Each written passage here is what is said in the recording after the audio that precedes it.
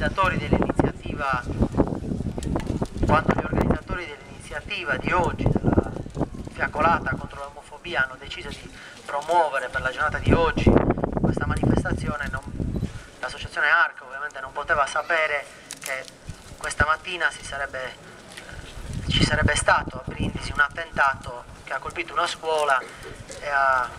avuto quale vittima una giovanissima ragazza. Quindi il primo pensiero oggi va ovviamente a Melissa che non c'è più, e a quelle altre ragazze, soprattutto donne, in una scuola, in un istituto femminile, che hanno subito questo violento attentato che ancora non è chiaro a quale organizzazione, di quale matrice sia.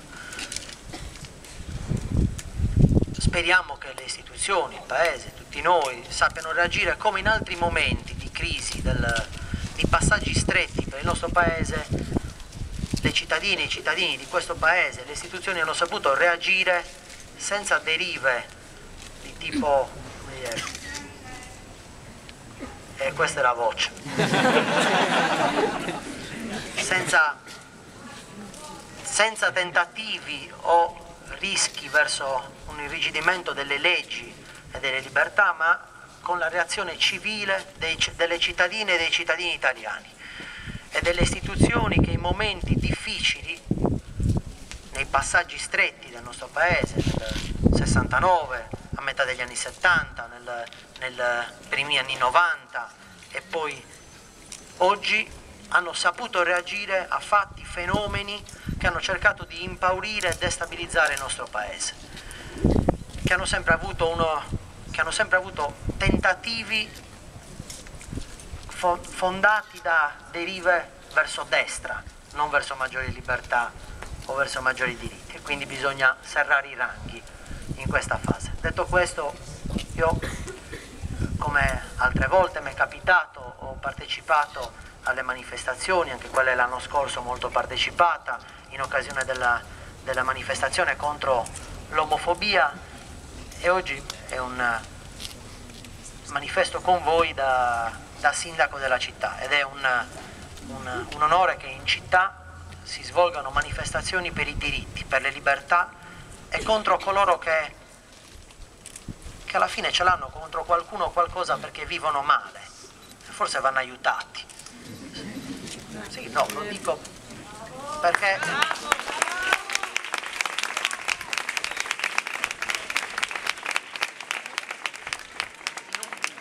paese che vive una crisi economica, dove a mio parere il problema è la disoccupazione giovanile, e nel nostro territorio, nella nostra provincia arriva al 54%, chi pensa che i problemi siano gli omosessuali, le lesbiche e tutti coloro che alla fine esercitano un diritto di libertà, credo che abbia sbagliato lui o lei, e non coloro che esprimono sentimenti di libertà e richiedono l'estensione dei diritti e l'emarginazione di fenomeni di violenza. Tutto qui. E cioè, qualche volta bisogna anche stabilire nella linea d'ombra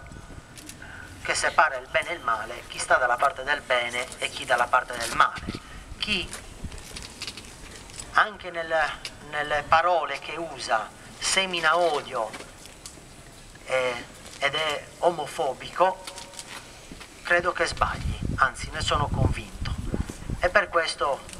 è necessario lavorare con una rivoluzione culturale, perché i problemi e i nemici sono altri, sono la disoccupazione, sono la povertà diffusa, non certo la richiesta sacrosanta e giusta di estensione di diritti e di libertà per tutti, che non hanno mai nociuto nella storia del mondo, anzi,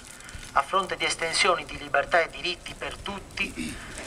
ci sono state sempre evoluzioni verso il meglio delle società,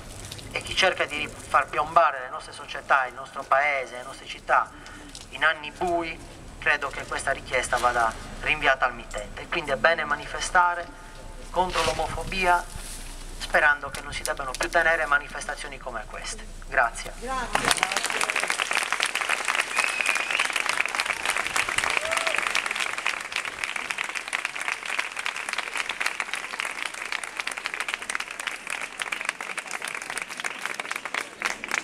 prima di tutto al sindaco di questa presenza fondamentale, lo ringraziamo a nome dell'associazione.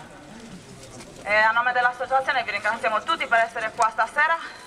Volevo chiedervi, in nome della strage che c'è stata stamattina, un minuto di silenzio per la ragazza, per Melissa Bassi, a partire da adesso.